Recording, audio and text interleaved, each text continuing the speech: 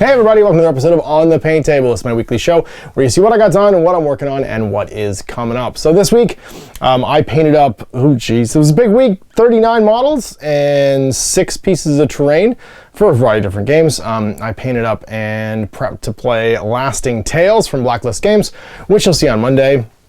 Painting through a bunch of their Fantasy Series 1 miniatures that are now coming out, as well as I painted up the last of my finish up February Ultramarines. These were Ultramarines that had literally been sitting like primed, airbrushed, gathering dust. Like I should have finished them ages ago. But stuff kept jumping the queue. Obviously, my plan was to paint them like beginning of last week. I painted up all the stuff from Kill Team Pry instead. But they are very happy to be done. Like one of these guys has been assembled and primed. Actually, 2 of these guys have been assembled and primed since 8th edition launched, and then another 5 of them since Kill Team 2nd edition launched. So like, yeah, for a while. And getting that done, I rewarded myself by assembling and priming the last 7 Ultramarines miniatures. One is like in 2 pieces, so I just counted it by accident wrong. To kind of reward myself and to round out my Ultramarines project for the foreseeable future. I got a lot of Ultramarines painted all of a sudden. I also finished up 4 of the starter set tanks for World of Tanks, which I'm kind of jazzed to try out too. It's kind of like a World War II X-Wing from Guild Force 9. You'll see that coming up soon. And then got the rest of the stuff just prepped and ready to paint. So let's take a look at what got done this week. It's quite a bit, and then what is coming up. So first things first, here is the Fantasy Series 1 done pile. There's quite a bit here. These are the minion models that I painted up, as well as my elite adversary for the demo game mission you'll see on Monday, which is called The Village of the Damned. So there is a apprentice necromancer and his like minions. We got 5 skeletons, which I cheekily painted up, you know, to look like Skeletor, because why not? I actually don't even know if they're skeletons, because like, they almost look like dudes wearing Return of the Living Dead outfits. Their heads are enormous. Like if you stick them next to the zombies, like that skull is like elephantine is the the adjective I would use. But they're fun to paint, and they're kind of chibi and neat. And there's 5 zombies, all with their raggedy clothes and slightly different hair colors to separate them. And then this almost felt like cheating. These are the translucent banshees. I just based them, like I didn't do anything else. What's cool is the plastic actually fades from like a deep, like dark kind of turquoise out to a lighter turquoise at the edges. Not quite sure how that happens, but it's all the effect you need. Like they look really good just based up. And some rats, some giant rats, and then the Apprentice Necromancer. I think he's actually one of the hero models. He might be supposed to be like a druid or like some kind of beastmaster or something, but he worked out great as a Necromancer model. And I gave him a purple hood to have him match all the skeletons and stuff, make him part of his evil legioning army. And of course I needed a Village of the Damned. I'd found these, I don't even remember when I made them. These are all made from foam PVC with some Herstarts like barrels and stuff, and then the resin accessories, the doors and window frames, I actually don't even remember where they come from. I apologize to whoever cast them. But I don't remember who the manufacturer is, and I actually don't really remember when I started that project. They were in a bag, they're on my shelf, I dug them out, and then I just finished them basically. I mounted them all on large MDF bases, and I used some just dollar store, this is just dollar store card to, like arts card to do the roofs and stuff. They were then all primed, just with like a you know dollar store black primer. Actually, this tomb as well is a resin piece. I don't know where from. I got it at a closing out sale at the Model Train store here in St. Catharines, so I don't actually remember where it's from. These are all Herstarts though. These are obviously dental plaster Herstarts molds. And then yeah, prime them all black, dry brush them with like a heavy just like craft paint like brown, and then with my airbrush did the beiges and stuff. Went through and did some details. So this is all that Huge Minis mossy green, that like verdigris stuff I did in the roof, the moss growing and stuff there. And yeah, and they're done. The Huge Minis basing scatter too, this is the Moorlands one, is perfect for this kind of thing. So if you're just like looking to like edge buildings or do movement trays and stuff, that stuff is just dynamite. All I did was like I painted the bases with a heavy dry brush of brown and then just went over it with some PVA glue and just dumped the scatter on and just like pushed down my thumb, let it dry, and then give it a shot of like Rust-Oleum dull coat, and it's finished. So real happy with the village. Just some nice classic Warhammer style Woden timber buildings. They turn out really nice. But of course, you can't have a village without an innkeeper, so this is the one NPC model, the civilian model that comes in the Fantasy Series 1 that I was super excited about, and I painted him up. He's got his beer in his belly, and he's ready to rock and roll, and he's got all his like foodstuffs shoved in his belt, and little knives and like cooking implements and stuff too. He's really nice. And then the heroes, these are the ones that you get pre-generated characters for in the demo rules that'll be coming out, I think, on March 30th. So you'll check out the demo on playthrough on Monday, but then you'll be able to get the rules for yourself, I think, for free from the crowdfunding website when it goes live on the 30th.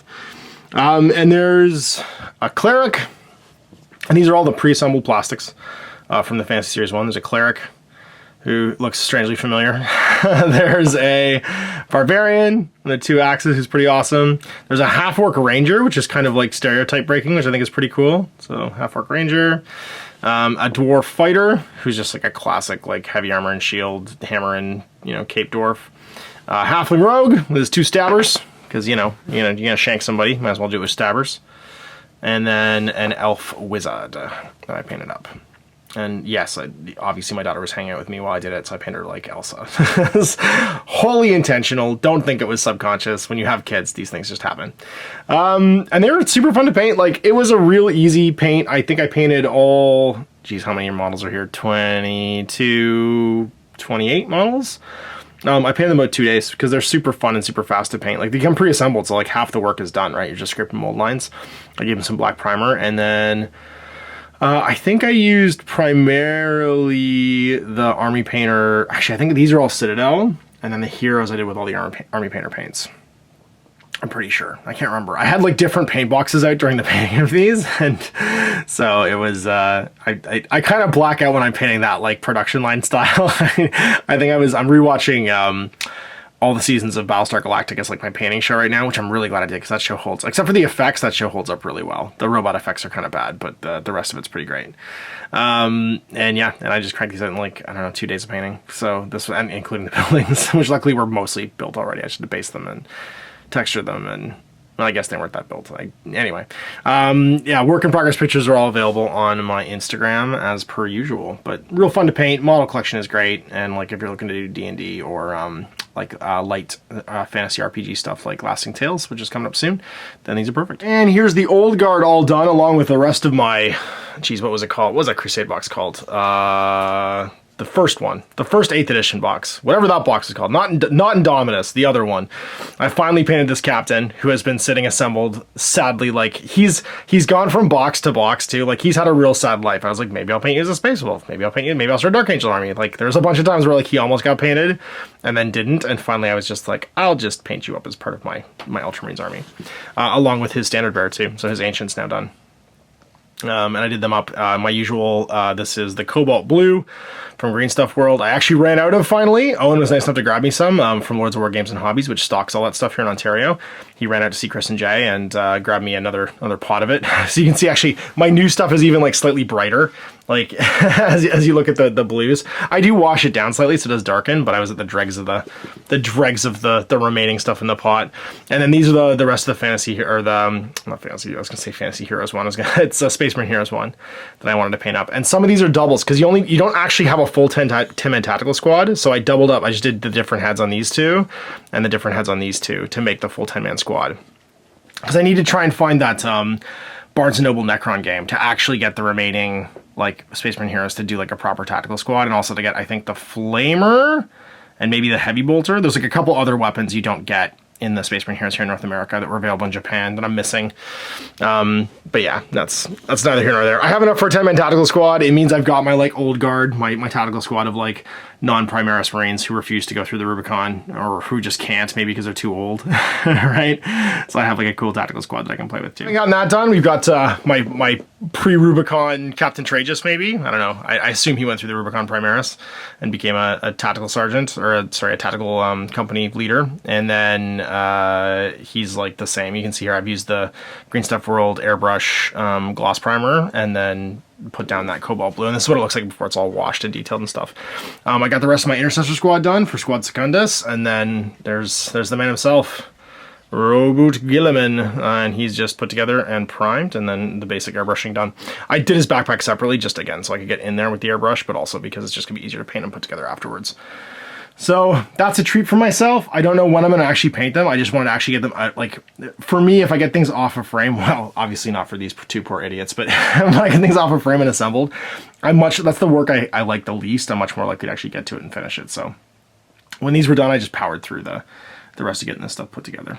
And here's the sweet, sweet World of Tanks stuff that I got finished up. The 4 models that come in this starter set. So it's a Panzer IV-H, a Sherman, you get a Cromwell, and you get a T-34. And that's the like core stuff in there. So you can play this game lots of different ways. Basically, I think you're supposed to play it like the video game if you're playing it competitively, and just mix and match whatever you like. It's not trying to be a historical game, right? It's an arena combat like tank game. Or you can do it like more historically and try and like mix and match your stuff together. I did both the Cromwell and the Sherman in Canadian colors because obviously I wanted to, and then the stuff comes actually like pre-primed. So it wasn't a lot of work. I mostly just put down some weathering powder washes and then just picked up a few details. You can see they come like this over here, like pre-primed and stuff. So you don't need a lot to get them painted.